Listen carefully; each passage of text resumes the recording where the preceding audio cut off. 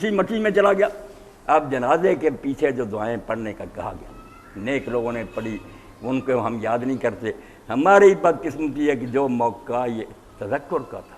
یہ لوگوں کو ہوش آ جاتا، وہ ہم نے برباد کر۔ ہمیں ابلیس نے غلط طریقے سے جو کہتے ہیں نا، ابن قیم کے 7 حملے ہیں شیطان کے،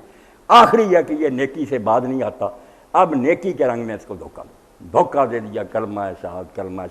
نہ کوئی پڑھتا ہے نہ پڑھنے کی توفیق، صرف شرارت ہو گئی، ایک بدعت چل گئی جس سے وہ بات ہی ختم ہو گئی کہ آج پڑھنے پڑھانے کا موقع۔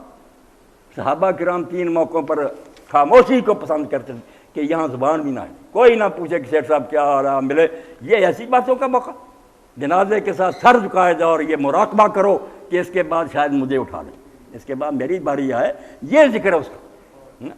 اسی لیے حضرت امیر المومنین علیہ السلام فرماتے ہیں یہ کہا کرو اللہ اکبر، سب مر جائیں گے، اللہ نہیں مرے گا، فنا سے وہ پاک ہے، باقی سب فنا کا شکار ہوں گے۔ اللہ اکبر، اس کی ذات بلند و بالا، موت اس کی بارگاہ تک رسائی نہیں رکھنی۔ ھذا ما وعدنا اللہ رسول، جنازے کو دیکھتے کہو یہ ہے شے جس کا وعدہ ہم سے اللہ رسول نے کیا تھا کہ ایک دن آئے گا، آ گیا۔ وصدق اللہ ورسولہ، واقعی اللہ رسول سچے ہیں، اس بھائی پر آ گیا، ہم پر بھی آئے گا۔ اللہم زدنا ایمانا و تسلیما، اللہ ہمیں ایمان میں اور فرمان برداری میں اور زیادہ بڑھا دے، ہمیں توفیق دے کہ ہم پہلے کی نسبت بھی یہ جنازہ دیکھ کر زیادہ نیک بن۔ کیسی پیاری دعا، الحمدللہ الذی تعزز بالقدرت وقہر العباد ملبا، الحمدللہ الذی تعزز بالقدرت،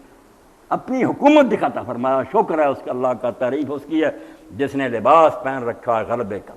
قدرت، وقہر العباد موت، اور جس نے موت کے ذریعے سارے بندوں کو دبا رکھا کہ بن لو جو کہ تم نے بننا، میں نے لے جانا تمہیں، تو اپنی جان نہیں بتا۔ الحمدللہ الذی تعزز بالقدرت وقہر العباد بالموت۔ امام شوکانی فرماتے ہیں کہ حادی اپنی کتاب میں لکھتے ہیں کہ حضرت علی رضی اللہ عنہ جب مٹی ڈالتے تھے قبر پر تو اس وقت کہتے تھے اللہم ایمانا بکا و تصدیقا ببعثکا تصدیقا برسولکا و ایقانا ببعثکا، اللہ ہم مٹی ڈال رہے ہیں، اللہم ایمانا بکا، مٹی نہیں صرف ڈال رہے،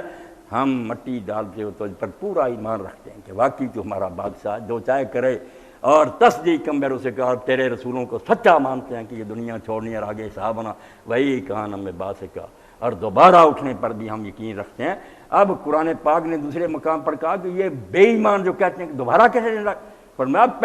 وَلَقَدْ عَلِمْتُمُ النَّشْأَةَ الْأُولَىٰ، اور پہلے پیدا ہونے کو جانتے ہو یا نہیں تم کہ پانی کی بوند سے تم بنے ہو کہ نہیں، کیا اس میں مسالہ لگا تھا، کون سا ایسا میٹیریل تھا جو اللہ کو نہیں ملتا تھا، کوئی مشکل پیش آئی، جس نے ایک ذرے پر تصویر بنا دی پانی کی بوند، مٹی سے نہیں بنا سکتے۔ اسی لیے امام زین العابدین فرماتے تھے العجب کل عجب